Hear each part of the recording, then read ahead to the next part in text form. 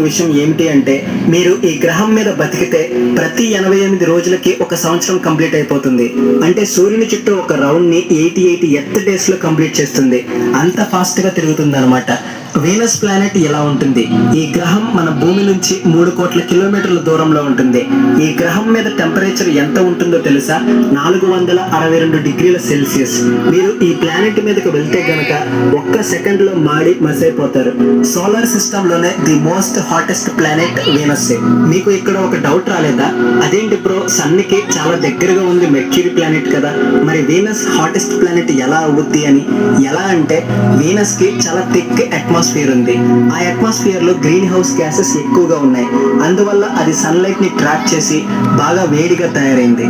అందుకే Venus planet the most hottest planet లో solar system అయింది. మన భూమి నుంచి మార్స్ గ్రహం 5.6 కోట్ల కిలోమీటర్ల దూరంలో ఉంది. త్వరలో కొన్ని సంవత్సరాలలో మనం ఈ గ్రహం మీద బ్రతకబోతున్నాం.